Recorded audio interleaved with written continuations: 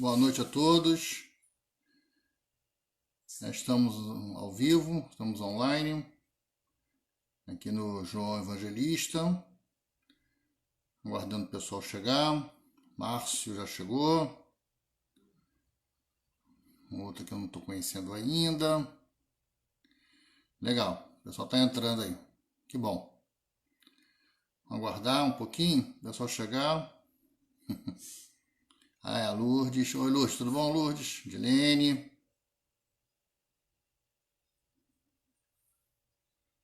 Bacana.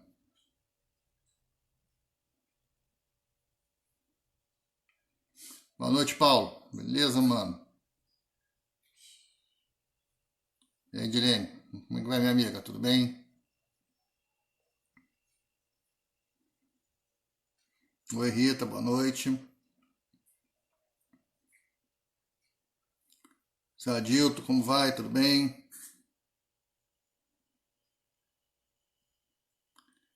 Bem, hoje nós vamos falar sobre a lei de destruição. Vamos fazer uma prece, né, de abertura e a gente começa a bater um papo, conversar sobre esse assunto tão oportuno, né? Tão, assim, para a nossa época, né? Vamos fazer a nossa prece, então. Jesus, mestre e amigo, obrigado, Senhor, por mais essa imensa oportunidade de, mesmo nesses momentos confusos que a humanidade vem experimentando, podemos, através da tecnologia, estarmos juntos em Teu nome, em prece, junto de Ti. Envolva cada um de nós, né? E que estejamos bem e que possamos, junto de Ti, seguir essa nossa trajetória. Esteja conosco, agora e sempre, graças a Deus. Um monte de pessoas conhecidas aí, Tânia, Flávia. E aí, Flávio, beleza? Pô, gente boa, Flávio. Hugo, tudo bom, Hugo? Tranquilo? Bem, vamos lá. Eu vou apresentar, não sei se vocês conhecem aqui, ó. Esse livro é muito bom, ó. O autor é um cara muito bom também, Allan Kardec, já ouviram falar nele? O Livro dos Espíritos. E esse livro, ele é dividido em 4 partes, e na terceira parte, né, ele vai falar sobre as leis morais. Então ele conversa sobre diversas leis morais, né? E uma das leis é a que a gente escolheu para falar na data de hoje, que é a lei de destruição. A lei de destruição o assunto é grave, a gente pode pegar esse assunto e dividir ele em diversos itens, né? Porque é longo a discussão, é longa a conversa. Eu acabei escolhendo um caminho, né, para conversar hoje sobre a lei de destruição. Entendo que a gente não vai conseguir fazer o capítulo inteiro como um todo, então acho que eu vou focar mais no momento que nós estamos atravessando, né, essa questão aí da pandemia, do Covid, né, da doença, e vamos ver se a gente consegue conversar sobre isso dentro da ótica da lei de destruição, tentando ver como o Espiritismo consegue amenizar a nossa dor e o sofrimento, né, diante dessa tragédia sanitária que o mundo vem atravessando. Bem, a lei de destruição, o Kardec ele separa em 2 grandes grupos, né? A destruição necessária e a destruição abusiva. Ele vai conversar sobre alguns itens dentro desses 2 grandes grupos, né? Tanto a destruição necessária e o que é a destruição abusiva, né? Ele diz que a destruição, quando necessária, ela é necessária para quê? Para o progresso da humanidade. Os espíritos respondem isso para Kardec, que ele pergunta, a destruição é uma lei da natureza? É uma lei natural? Né? Essa é uma preocupação de Kardec. Esse negócio de destruição, porque existem muitos olhares para a questão da destruição, né? E aí Kardec fala, a lei da destruição é uma lei da natureza? Os espíritos respondem para Kardec o seguinte, é necessário que tudo se destrua para renascer e se regenerar. A resposta continua, os espíritos dizendo, olha, isso que você chama de destruição pode ser vista como uma transformação, né? Quase a ideia do Lavoisier, né? Então ele vem dizendo exatamente isso, olha só, é necessário que tudo se destrua para renascer e se regenerar. Bem, e aí Kardec vai conversando com os espíritos, fazendo as perguntas, né? E ele vai dividindo nesses dois grandes grupos, na destruição necessária e na destruição que é abusiva, né? E aí, por exemplo, a gente não vai focar muito nesses detalhes, mas só para poder começar a entender, por exemplo, ele vai dizer que a caça, né, que é um esporte muito comum no século XIX, principalmente pela nobreza, pelos nobres, né? A caça era uma destruição desnecessária, abusiva. Não era necessário. Mas as doenças, os flagelos, as grandes tragédias já eram destruições necessárias. A guerra, em alguns momentos, a guerra pode ser uma destruição necessária. Aí você fala, puxa, a guerra é como destruição necessária? Dentro desse conceito de que você precisa, às vezes, destruir para fazer renascer e regenerar. Eu vou usar um exemplo, em cima para falar da guerra, que eu acho que é muito conversado, né, falado por nós, os espíritas, né, que é o exemplo de Joana d'Arc, né, que a gente fala da Joana d'Arc, a jovem de Domremy, na França, né, e entender que aquele momento que a França vivia, a França ainda não era um reino meio dividido, né, com vários distritos, não era bem unificado, né, havia um problema grave, né, do rei, porque tinha um parentesco com o rei da Inglaterra, e o combinado era que quando o rei morresse, o rei da Inglaterra que assumiria o trono. Ou se o rei da Inglaterra morresse, o rei da França que assumiria o trono. Mas acontece que os dois reis morrem muito próximo, né? E o rei da França, o que fica são crianças, e eles querem, e começa uma guerra, né? A guerra vai durar 100 anos. E aí a Joana d'Arc ela vai entrar nesse aí como uma libertadora da França. Você fala, puxa, é a santa Joana d'Arc, é uma Joana d'Arc médium, né? Que via espíritos mandavam ela combater, que ela ia ganhar a guerra, que ela ia invadir e dominar os exércitos. Quem já teve a oportunidade de ler o livro Joana d'Arc por ela mesma, né? Que é da Elisabeth Dufont, se não me engano, que foi médium de Kardec. Essa médium, ela trabalha com Kardec já a partir do livro dos médiuns, né? E ela chega em Kardec com o livro pronto, psicografado pela própria Joana d'Arc, né? O espírito de Joana d'Arc, e você vai ver o livro, você fala, puxa, onde está aí nessa situação a espiritualidade superior? Porque ela apesar de não ter matado ninguém, mas ela empunha a espada, ela lidera tropas e as pessoas morrem, né? E o livro tem detalhes dos combates, das batalhas, né? Da lâmina, da pessoa morrendo, do sangue, do inglês, dos mantimentos que são roubados, enfim.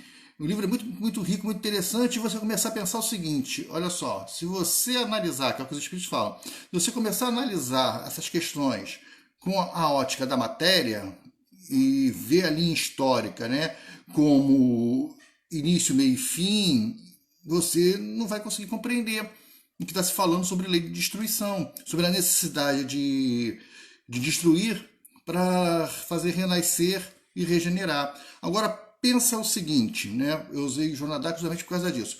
Pensa numa Europa, né, medieval, católica, com o catolicismo bem deturpado, com o pensamento do Cristo, todo ele utilizado politicamente, a igreja moralmente bem destruída, se fortificando com o exército, construindo guerras. Esse é um cenário da Europa. E aí, no plano espiritual, você tem um projeto de libertação, de transformação da humanidade, um projeto que vai precisar de mentes libertas, que vai precisar de liberdade de pensamento para que isso possa se propagar, para que isso não morra no seu nascedouro, que é a doutrina espírita, que vai vir lá no século XIX. Então é preparado um ambiente. Não pode esquecer que o século XVIII, bem depois de Joana d'Arc, mas o século XVIII é o século do iluminismo, que vai nascer aonde esse iluminismo? Na França. Então, aquelas mortes, aquilo tudo que aconteceu, foi a necessidade de ter um reino unificado para se preparar para o iluminismo, para que aí você possa ter o espiritismo aparecer no século XIX e trazer o progresso para a humanidade, o Consolador prometido, ter campo para o Consolador prometido. Então a guerra era importante. né? Vamos para um exemplo mais contemporâneo, né? O Japão renasce da guerra, né? A bomba jogada no Japão destrói o Japão, mas o Japão renasce como potência mundial na guerra, depois no pós-guerra, né? Há um progresso que é construído no Japão no pós-guerra. A guerra vem para fazer renascer e trazer o progresso. Então, nesses pontos, em alguns casos, a gente vai analisar a guerra de toda a humanidade, porque tem guerras estúpidas abertas, mas teve guerras que trouxe uma renovação. A própria Segunda Guerra Mundial, né? O que trouxe de tecnologia, de progresso, né, para nós, se você for pensar bem, né, ainda falando na questão de guerra, na lei de destruição, mas no foco focando a guerra, a necessidade da guerra, você vai ver bem a humanidade, um pensamento rápido para poder encerrar a questão da guerra, a humanidade, ela se desloca a vida toda, a história toda da humanidade, né? Desde antes dos hebreus, o transporte animal, de tração animal. O transporte é feito com burro, com o jumentinho, com o boi, as carroças sendo puxadas por boi, por cavalos, as carruagens, um homem se transportando pelo cavalo, e séculos dessa forma. Em menos de 100 anos, nós entramos no século XIX com carruagem, com charrete. No meados do século XX, nós estamos indo nos anos 60, 67, nós estamos na lua de foguete, nós temos o carro, nós temos o automóvel, nós temos o motor com a combustão. Muito dessas tecnologias veio depois da Segunda Guerra Mundial. Teve a Primeira Guerra e a Segunda Guerra Mundial, 1914, 1948. As guerras mundiais trouxeram, né, esse desenvolvimento tecnológico, esse progresso tecnológico, né? Aí você fala, puxa, mas o progresso moral, ainda não deu, são duas asas, né? A asa do progresso e a asa do progresso intelectual e a asa do progresso moral. Ainda não foi possível, mas essa é uma destruição necessária.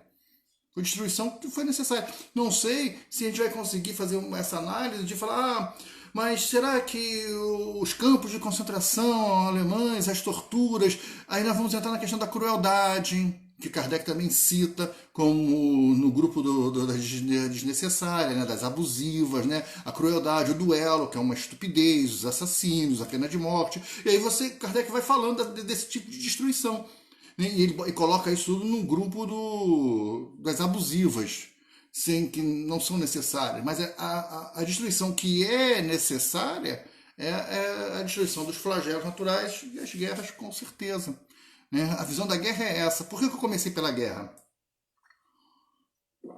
Para que a gente possa ter essa visão ampla, que nem sempre a destruição é só tragédia, ela traz luz lá na frente. Então nós temos que enxergar a questão muito maior do que ela é. Você não pode analisar só pelo aquele momento, só pelaquela forma. Você tem que analisar o contexto integral, a história da humanidade, o que vai acontecer ali, né? Então essa destruição, ela é muito importante para a questão das guerras. E os flagelos, né, naturais, né? E os flagelos que acontecem. Kardec pergunta assim, mas Deus permite os flagelos para a humanidade, né? Ele fala, poxa, Deus deixa o pessoal ter flagelos destruidores para a humanidade. Poxa, por que isso acontece?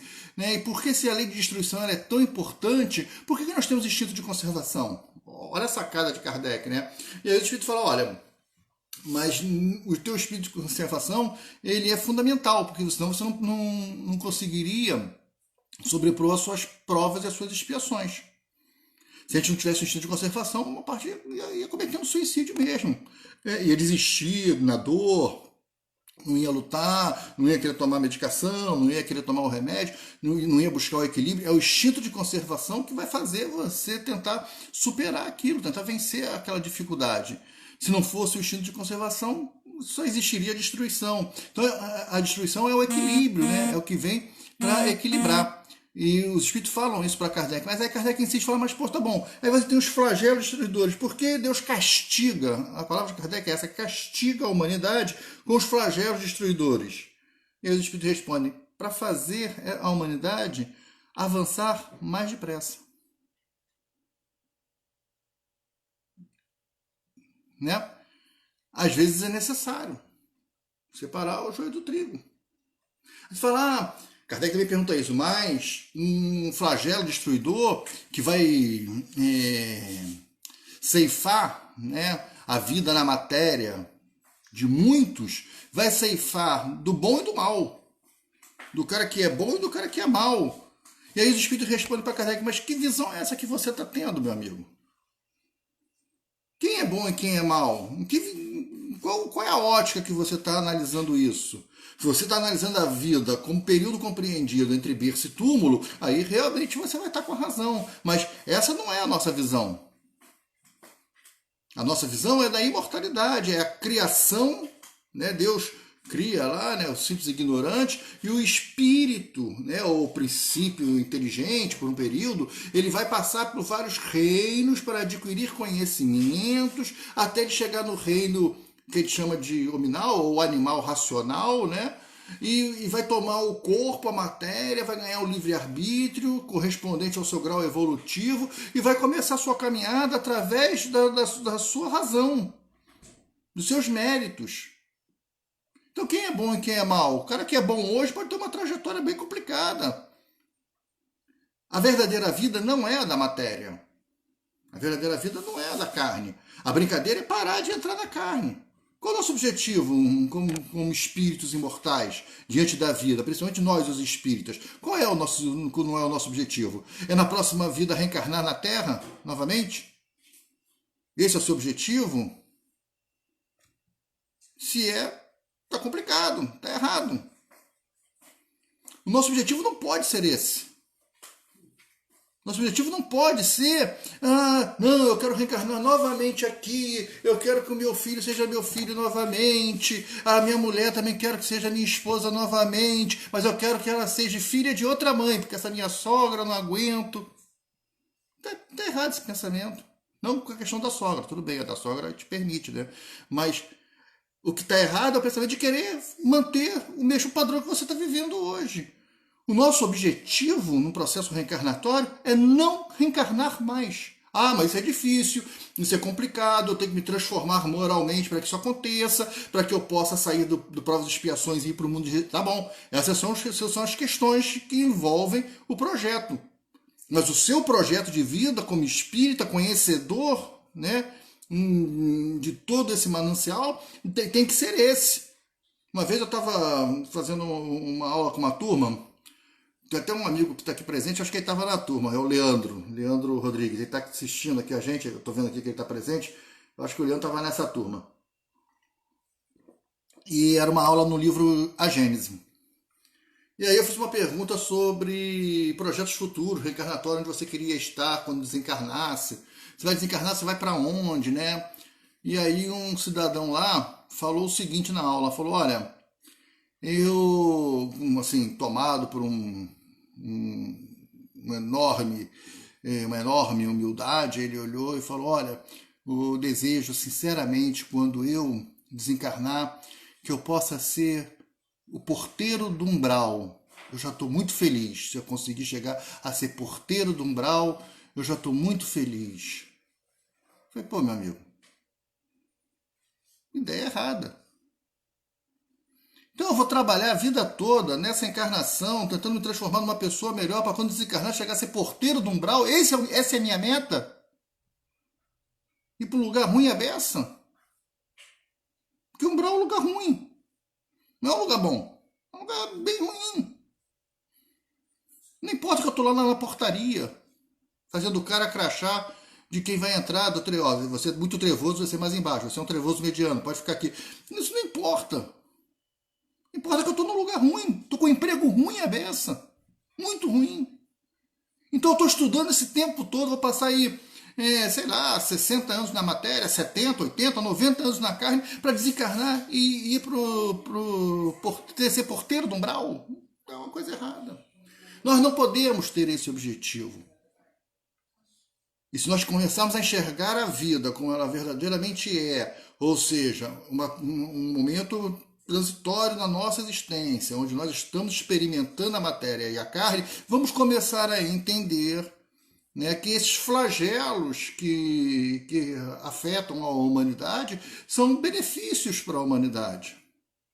Então, os tsunamis, os maremotos, né, os tsunamis, os terremotos, os ciclones, os furacões que nós assistimos aí, esses flagelos que são destruidores, eles vêm exatamente para isso, para dar uma limpada, para fazer o cara voltar.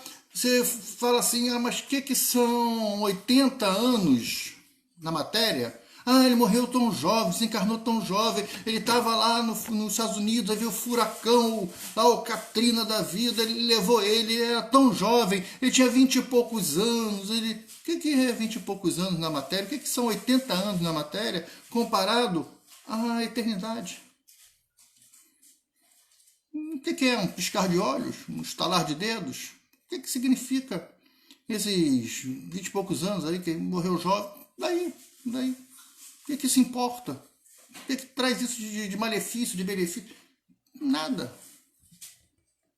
Nós temos que ter essa visão. O espírita precisa ter essa visão. E aí, quando nós conseguimos ter esse tipo de raciocínio, esse tipo de pensamento, aí nós vamos conseguir enfrentar esses desafios de uma forma mais coerente, mais equilibrada, né? Sem a busca, né, pelo milagre do milagre. Até porque os milagres não existem. Até porque não existe o sobrenatural. Né? Kardec explica isso lá no livro dos médios. Para nós espíritas não existe sobrenatural, não existe milagre. Né? Milagre seria aquilo que é fora da lei da natureza, fora do natural, sobrenatural. Algo que ninguém faz. Os espíritas entendem dessa forma, nós precisamos entender dessa forma. E aí vamos enxergar, por exemplo, essa tragédia que nós estamos vivendo, que eu falei hoje, a tragédia sanitária, né? Que nós vivemos, que é esse coronavírus, a doença, o Covid-19, é uma tragédia sanitária mundial. Mas nós espíritas temos que ter um olhar diferente para ela. É uma tragédia? Muitos vão morrer? Vão. É lamentável? É lamentável. Temos que fazer de tudo para que as pessoas não morram? Temos. Temos que nos preservar? O instinto de conservação e preservação? Temos. Mas, se tivermos que desencarnar, vamos desencarnar. Isso não quer dizer que eu vou sair na rua sem a máscara, sem uma proteção, porque se eu tiver que desencarnar, eu vou desencarnar. Não é isso que eu estou falando. Aí você já vai cair na questão do suicídio. Não é isso que nós estamos falando. Nós estamos falando que nós precisamos ter paz, calma e entender esse momento. Entender que essa doença, apesar de ser um flagelo destruidor, ela faz parte do progresso da humanidade. A epidemia, né, a pandemia também da gripe espanhola, também ceifou muitas vidas. E trouxe muito progresso depois. Na questão da ciência, na questão das vacinas, na descoberta de anticorpos. E essa doença nova não vai ser diferente. Mas ela foi fabricada em laboratório, André. Ela não foi por Deus, ela foi criada pelo homem. Esse é um argumento que eu ouço às vezes. Você fala, mas esse Covid-19 aí, isso aí foi coisa do chinês. O chinês fabricou isso, lá, a doença estava no morcego, eles fabricaram, espalharam pelo mundo, é guerra química. Tá bom, é guerra. Está dentro da destruição necessária. Mas foi feito lá pelo homem. Deus, quem permitiu o homem a fazer essa descoberta? Você vai cair na mesma questão. Foi Deus. Deus permitiu que isso acontecesse. E isso vai estar presente. Não tem muito para onde você fugir. Então, o momento que nós vivemos é o momento de você se acalmar, de você buscar o equilíbrio, de você procurar entender que momento é esse, como você se comporta diante da vida, como você enxerga a vida, né? Enxergar que a vida não é o período compreendido entre berço e túmulo, que a vida é muito mais do que isso, que na verdade ninguém vai morrer de Covid, ninguém vai morrer. Né? Quem vai estar morrendo é a questão biológica, né? É o corpo biológico, é a matéria quem vai ter o fim. Nós os espíritos imortais vamos continuar vivos, livres, inteligentes, e cabe a cada um de nós escolher como vai chegar no plano espiritual. Porque todos vamos desencarnar, ou de Covid ou não, ou agora ou mais tarde. Todos vamos. Acho que ninguém tem dúvida quanto a isso. A questão não é de que eu vou desencarnar, a questão é como eu vou chegar lá do outro lado, como eu vou desencarnar. Essa que é a questão. Eu tenho que começar a ter esse pensamento, esse entendimento de que a doença, essa tragédia que nós estamos vivendo, está dentro dos flagelos destruidores. E que existe com a permissão do Pai, que é Deus. E que nada acontece diferente disso. Que Deus não saiba, que Deus não permita. Podemos até ir lá na pergunta número 1 do Livro dos Espíritos, mas que é Deus? Deus não é alguém que está se vingando da humanidade. Deus não está mandando a doença para punir, para castigar. Nada disso. Deus não é alguém. Deus não é algo. Ele é a causa primária de todas as coisas, a inteligência suprema. Ele não é o que nem quem. Não é sujeito, nem é objeto direto. Esse é o Deus espírita. A causa primária. Uma lei universal. E é uma lei de amor. O Cristo trouxe essa ideia para a gente. O Cristo tirou a ideia do Deus que pune, que Deus que castiga. Né? O Cristo trouxe para nós o pensamento do Deus de amor. O Deus que ama, o Deus que perdoa. O Deus que é Pai, é o Pai nosso que estás no céu. O céu como é uma linguagem figurada do plano superior, espiritual superior. Como eu vou chegar no plano espiritual? Que é a pergunta. Essa que é a questão. Nós temos que estar nos preocupando, nós espíritas, não é se vai morrer agora ou se não vai. Claro, continuando tomando todos os cuidados que são necessários. Não se discute isso aqui. Ninguém é suicida. Temos que tomar todos os cuidados necessários. Mas tendo a consciência de que vamos desencarnar de qualquer jeito. O importante é saber se eu estou preparado para morrer agora. É isso que eu tenho que começar a pensar. Se eu posso, então, eu posso desencarnar agora? Estou tranquilo, estou bem, já estou legal, estou bacana? Essa que é a questão. Se eu posso ou não desencarnar agora. Esse é o pensamento que eu preciso ter. Se eu vou... Quem vai estar do outro lado me esperando? A lei de destruição faz a gente ter esse entendimento, né? É lei moral, porque é uma das leis naturais, dentro das leis morais, que vai fazer a gente buscar equilíbrio para superar esses momentos. Pensa no avião que cai, um desencarne coletivo, um monte de gente desencarna, você olha aquela tragédia e fala, puxa, que chato, lamentável, vou fazer uma prece, vou orar pelas pessoas. Você até fica abalado, mas você não estava no avião, né? Você não estava no avião. Mas na tragédia da doença, na tragédia sanitária, você está dentro do avião. Nós estamos nessa viagem. E a gente não sabe se o nosso avião está contaminado. Se ele vai cair. Eu não sei. Eu tenho que seguir vivendo, eu tenho que continuar a viver. E tenho que continuar a buscar o equilíbrio nisso. Entender que não vai ter nada sobrenatural para resolver o problema. Eu posso pedir prece para iluminar as mentes mais esclarecidas que estão encarnadas para buscar a cura, para buscar a solução. Sim, ela vai aparecer em algum momento. Mas até lá, a doença cumpriu o seu papel, que é fazer a retirada, fazer a destruição natural, que tem que ser feita. Precisa ser feita. E vai acontecer outras vezes, de outras formas. Sempre aconteceu. Em nossas vidas sempre aconteceu. Que se não a doença, o terremoto, o furacão, o tsunami, sempre aconteceu a tragédia. Só que a tragédia era longe da gente. Agora nós estamos no meio, estamos vivendo essa tragédia. Uma coisa é você ligar a televisão lá, a internet, e ver a notícia. Olha, tsunami lá no Haiti, lá no terremoto no Haiti, tsunami lá nas Filipinas. Falar, caramba, morreram tantos, puxa, que tragédia, que lamentável, que chato. Isso é uma coisa que você vai pensar. Agora, outra você tá lá, no dia do tsunami você tá lá na praia. Tem que correr da onda. É o que está acontecendo com a gente. Nosso amigo João Alberto colocou: a distribuição é necessária para um novo ciclo ou estágio de renovação dos espíritos e novos entendimentos, de compreensão para uma nova rota de caminhada evolutiva. É isso aí, João.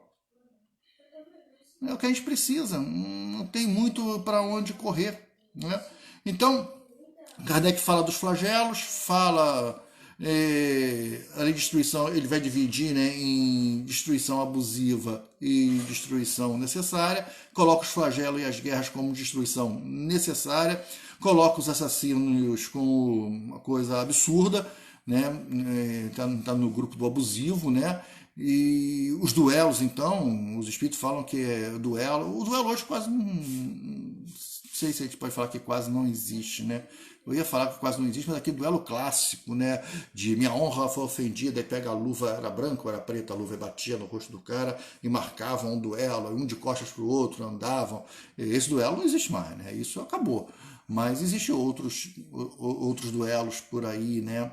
E incomodam muito e trazem muita perturbação moral, né? Muita falta de equilíbrio.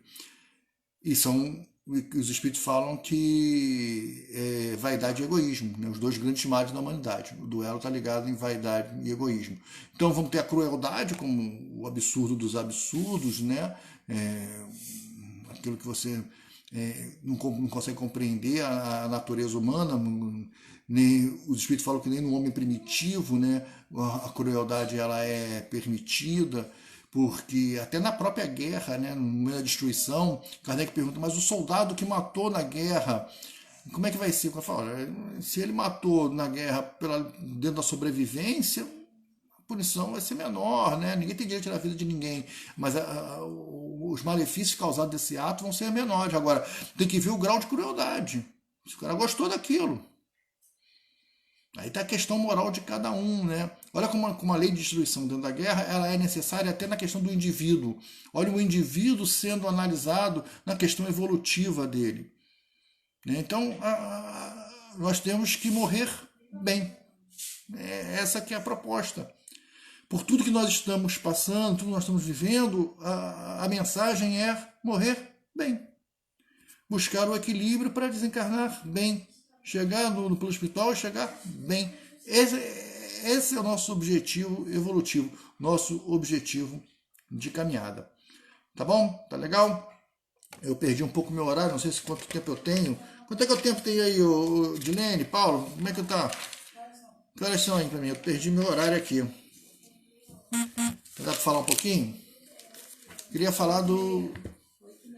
tem mais um tempo, estou me avisando aqui que a família está aqui perto, falou para mim que ainda tem mais 40 minutos para falar.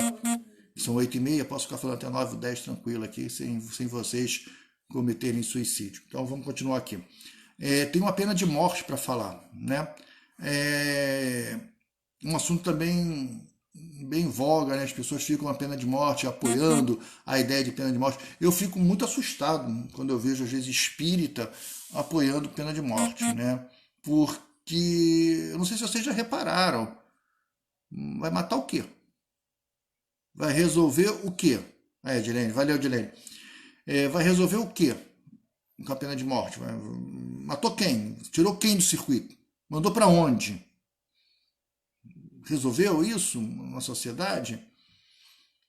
Então, não sei, eu acho que é uma forma de você pensar, principalmente nós espíritas, né? Porque eu costumo dizer o seguinte, você não é obrigado a concordar com tudo, né? Nem com Kardec você tem que concordar, mas você tem que ler, reler e entender o pensamento. Por que o cara colocou isso no livro? Por que ele estava pensando dessa forma, né? E aí os espíritos falam que a pena de morte ela vai desaparecer. Cláudia, vou falar, deixa comigo. Os espíritos dizem que a pena de morte ela vai desaparecer da humanidade. Quando? Quando essa humanidade atingir o progresso ideal. Quando nós chegarmos no estágio evolutivo, nós vamos deixar de cometer pena de morte. Mas vamos deixar também de cometer assassínios. Vamos deixar de cometer duelos, de ter crueldade. Isso é um projeto e um processo que a humanidade vai passar. Né? Sem querer ser futurista e analisando o presente, eu queria fazer uma pergunta para o pessoal pudesse refletir um pouco. Nós estamos hoje, moralmente, melhores ou piores da época do Cristo? Tic-tac, dá uma pensada aí rapidinho. O que vocês acham? Quem quiser, digita aí a resposta. Nós estamos melhores ou piores? Sim ou não? Sim para melhor, não para pior.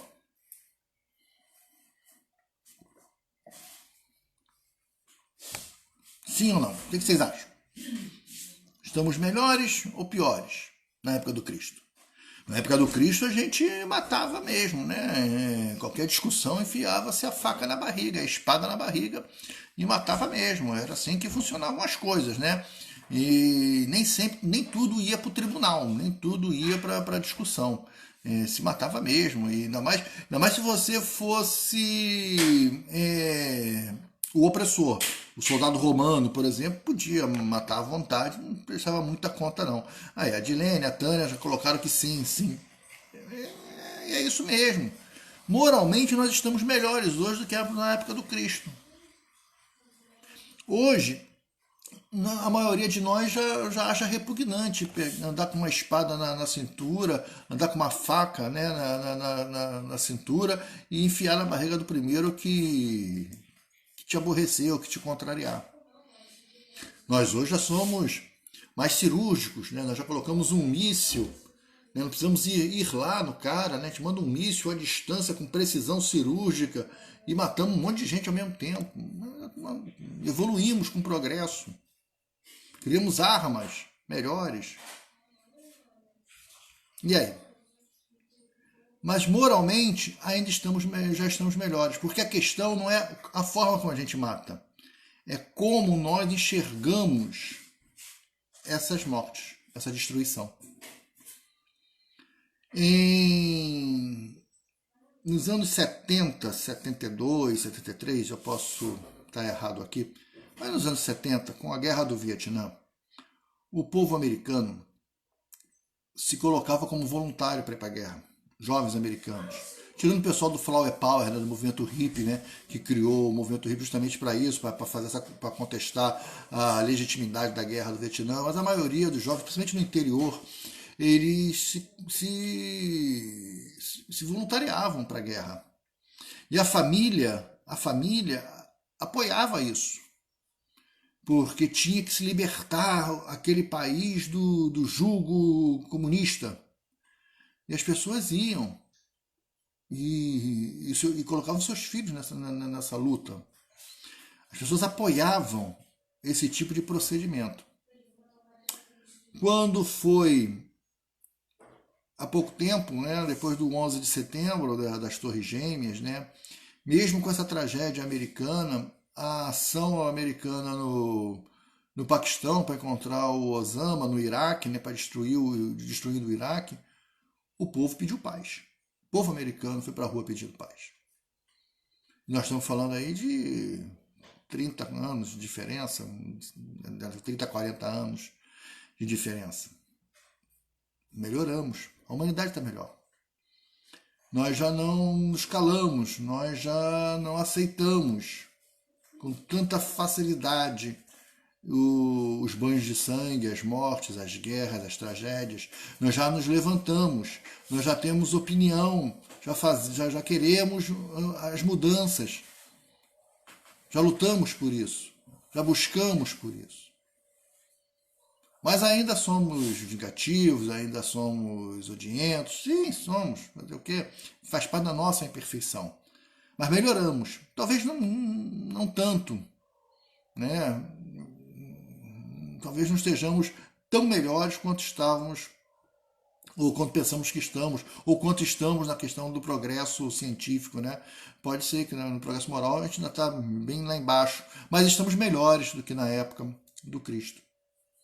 E aí o espírita apoiar a pena de morte, ela é complexa, porque esse assunto está aqui no Livro dos Espíritos. Né? Eu estou aqui com um livro, ele fala assim, ó,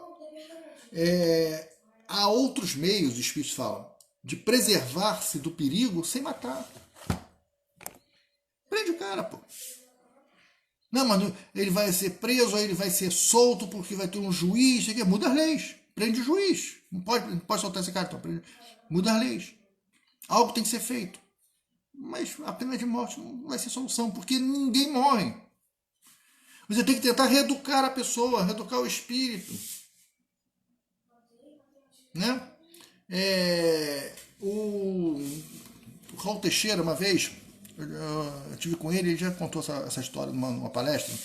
E ele contou essa história dizendo um caso de Campinas, uns jovens de Campinas, um crime hediondo, vou resumir, que uma lei que cabe dentro da lei de destruição, né? A filha de um casal que tinha uma papelaria em Campinas, dizendo dono de uma pequena papelaria em Campinas, um bazar e papelaria, a filha se formou jornalista e foi trabalhar na rádio, né? E na Jovem Pan de Campinas.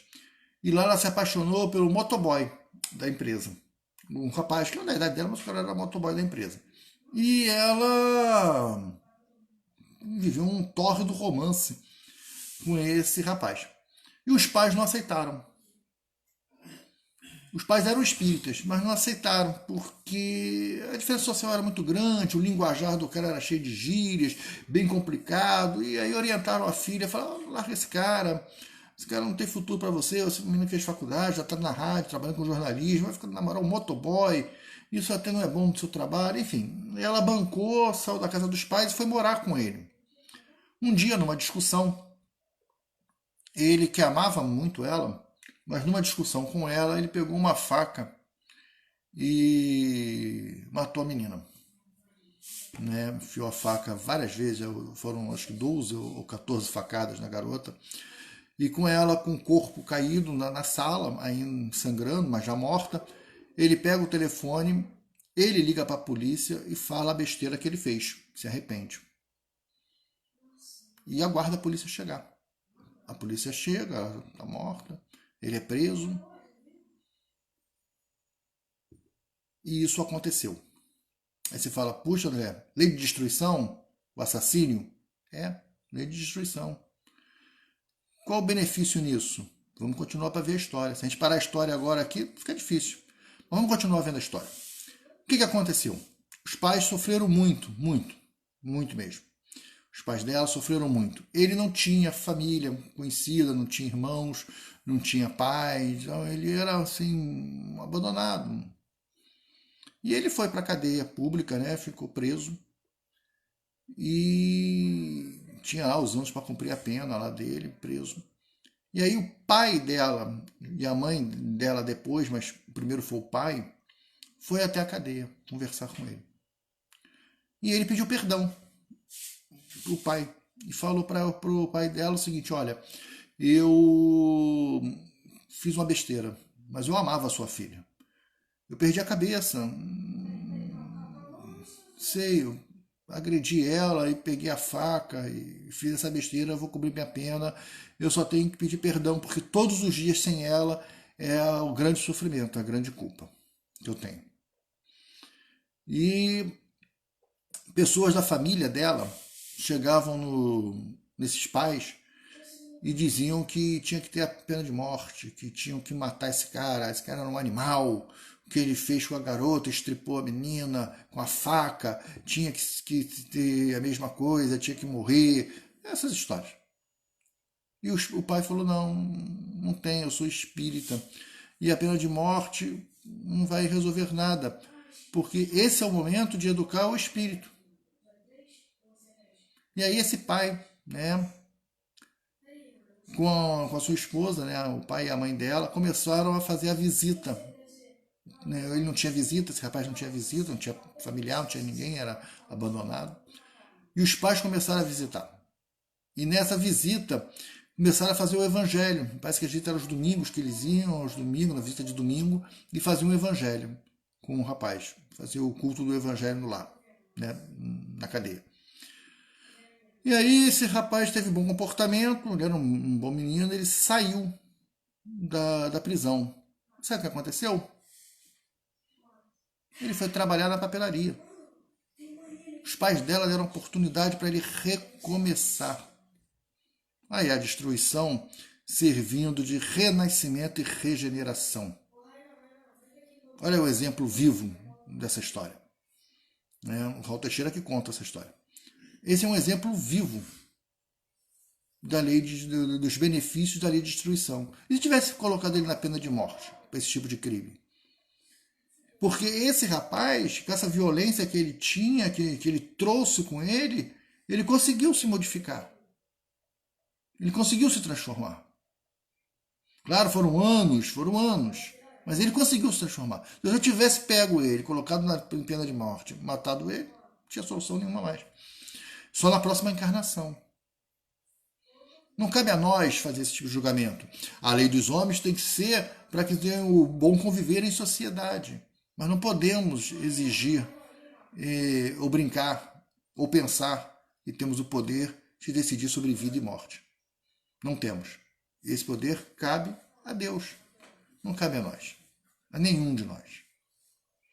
Nenhum de nós tem essa possibilidade, esse poder, essa força. Precisamos manter equilíbrio. A palavra-chave é equilíbrio. Em todos os momentos. Diante do crime, do assassinato, mesmo com tons de crueldade, buscar equilíbrio. Essa é a palavra de ordem. É difícil, claro, nem todos vão ser esses pais de Campinas, pai da menina de Campinas, não, nem todos vão conseguir ser, mas esse é o objetivo. Né? Nós espíritas, o objetivo, o nosso estudo é para que sejamos dessa forma, para que possamos agir dessa forma. Por isso a importância é a lei de destruição, a pena de morte, lei de destruição. Mas nós espíritos temos que ter esse tipo de pensamento, esse tipo de visão. Não é que nós somos bonzinhos, não, é porque nós entendemos que vai matar e não vai dar oportunidade de regeneração, vai dar oportunidade de transformação. A lei de destruição foi a destruição para a menina, do exemplo que eu dei, foi a destruição da menina através do assassinato, mas foi a transformação desse outro espírito. Ah, mas ela morreu tão jovem. O que a gente falou no início. Jovem perante o quê? Ao pensamento de vida de berço ao túmulo, morreu jovem. Ao pensamento da imortalidade, diferente, um piscar de olhos. Quem sabe ela precisava só viver aquele pedaço, né? Quem sabe ela precisava resgatar débitos do passado dela com esse tipo de morte violenta. Deus é soberanamente justo e bom nos atributos de Deus, está lá no livro dos Espíritos. Nós não temos condições de julgar o que seria melhor para um espírito. Nós temos condições de agir em benefício próprio, de transformar nossas vidas para uma condição de uma vida melhor. Trabalhar, estudar, buscar compreender a vida para que possamos nos transformar em pessoas melhores, para voltar àquele pensamento anterior, de quando eu desencarnar, para onde que eu vou? Aonde eu vou estar? De que eu vou desencarnar não é importante. Claro, eu tenho que usar o meu instinto de conservação e me preservar ao máximo. Mas não adianta ficar nessa paranoia da doença, do coronavírus, essa loucura. Eu não durmo porque eu fico pensando nisso, porque eu tenho um conhecido meu que desencarnou de coronavírus. Tá bom, acontece. Quantos conhecidos você tem que já desencarnou nessa tua trajetória? Não foi de coronavírus, já morreram de outra coisa? Isso sempre aconteceu. Temos que manter equilíbrio, manter esperança, entendimento, compreensão de que nós precisamos nos transformar em pessoas efetivamente melhores amanhã do que, infelizmente, nós somos hoje. É a pergunta 919 de O Livro dos Espíritos, né? Como eu posso fazer a minha reforma íntima? Como eu posso fazer a minha transformação moral? E a minha transformação moral, ela passa, como dizia Santo Agostinho na 919 dos Espíritos, ela vai passar exatamente pelo o estudo da minha vida. E aí, nessa análise, né, o Santo Agostinho falou que vai fazer uma análise diária. Nessa análise da sua vida, você vai identificando as suas dificuldades e vai tentando transformar elas em virtudes. É assim que funciona. O momento que nós vivemos é grave? É grave. Nunca aconteceu na história? Verdade, já aconteceu. Tem essa de nunca aconteceu na história? Já aconteceu. Né? A gripe espanhola, o H1N1, o surto de ebola na África. A humanidade já passou por isso várias vezes. E vamos passar por mais essa. Como dizia nosso amigo, a vida é uma só. Da criação à eternidade. O resto são etapas que nós vamos passando. Os mergulhos na carne são etapas. São períodos, são passagens. E nós vamos estar aqui. Espero que o menos possível, né? A ideia, como eu falei anteriormente, é não ficar reencarnando. O objetivo de todos nós, quando encarnamos, é que seja a última. A gente sabe que não vai conseguir, não é assim que funciona ainda, né? Mas o nosso objetivo é exatamente esse, é reencarnar pela última vez. E ir para um outro plano, um outro mundo, um mundo mais evoluído, um mundo feliz. Onde não exista dor, onde não exista destruição. Porque, como dizem os espíritos, a destruição ela vai deixar de existir conforme for o apego à matéria. As questões materiais, claro, pô. O que é destruído é a matéria. Só existe destruição na matéria. Não existe destruição onde não há matéria. A matéria da forma como nós entendemos, né? A matéria que a gente está falando é a matéria mais densa, a matéria como nós conhecemos. Só existe destruição em mundos onde a matéria impera. Kardec até se faz uma questão sobre essa nos mundos de regeneração, como é que funciona, não existe a matéria, a destruição é bem mais frágil, bem mais fraca, não é assim como vocês conhecem, a coisa é bem mais simples, bem mais leve. Sim, claro, quanto menos matéria, menor a destruição. Não se tem o que destruir, porque o que se destrói é a matéria. O espírito é imortal. Né? Nós somos imortais, somos espíritos imortais. Quem somos nós? Já pararam para pensar sobre isso? Quem somos nós? Quem é você? Eu sou o André Quaresma? Eu estou o André Quaresma. Eu sou o resultado das minhas escolhas. Mas não das escolhas que eu fiz ontem, anteontem, há 2 anos atrás, de todas as minhas escolhas. Eu sou as minhas virtudes, se foram escolhas que eu fiz. Mas também sou as minhas derrotas, os meus vícios, as minhas próprias tragédias. Porque foram escolhas que eu fiz. E agora a doutrina espírita me traz luz para que eu entenda que essas derrotas, que essas tragédias precisam ser transformadas. Eu preciso fazer a destruição em mim mesmo. Para recomeçar, para renascer em espírito. A me destruir como? Através da minha transformação moral. Porque a morte não transforma em nada. Não há transformação moral pela morte. Ninguém se torna melhor ou pior porque morreu. Ninguém vira anjo nem demônio porque morreu. Isso não existe. É totalmente indiferente. Morrer faz parte do processo. É a maior certeza que nós temos. Aliás, talvez seja a única. E aí, quando eu penso dessa forma, quando eu tenho esse entendimento, esse momento que eu vivo, esse corona, o Covid, isso me conforta. Eu não me desespero. Eu me sinto reconfortável, porque eu sei que eu vou conseguir chegar lá. Porque eu sei que eu vou passar por isso. Legal? Então agora a gente já pode encerrar, né? É isso aí, Tânia. Doutrina maravilhosa. Eu também acho que é. Né? Eu acho que também é. Haroldo, não entendi para onde você vai. Eu vou para Aldebaran? Não sei o que é isso, não. Depois tu me explica aí onde é que é. É bom? O lugar é bom, Haroldo? Se for bom, tamo junto. Se não for bom, cara, busca outro lugar aí. Se não é bom, sai fora. Tá legal? Nós vamos fazer uma prece de encerramento, tá? E agradecer a todos aí que estiveram com a gente aqui nesse ao vivo, aqui no João Evangelista. Senhor Jesus, mestre e amigo, obrigado, Senhor, por novamente estarmos aqui juntos, reunidos em torno do teu nome, aqui agora na nossa casa virtual, no João Evangelista, para estudarmos um pouco mais dos teus ensinos, dos teus ensinamentos, e que possamos, Senhor, como foi falado aqui nesse período, aqui nessa palestra, nessa conversa, que a gente possa realmente pegar esses ensinamentos e nos transformarmos em pessoas efetivamente melhores amanhã do que somos hoje. Abençoe a cada um de nós e que juntos possamos superar as destruições que ainda vamos enfrentar ao longo de nossa caminhada. Esteja conosco, agora e sempre, graças a Deus. Gente, muito obrigado, valeu aí a presença de todos, obrigado mesmo, tá? Fiquem com Deus aí. Saudade de fazer o ao vivo, né, no auditório, no salão, todo mundo, para a gente depois bater papo, conversar, apertar a mão, abraçar.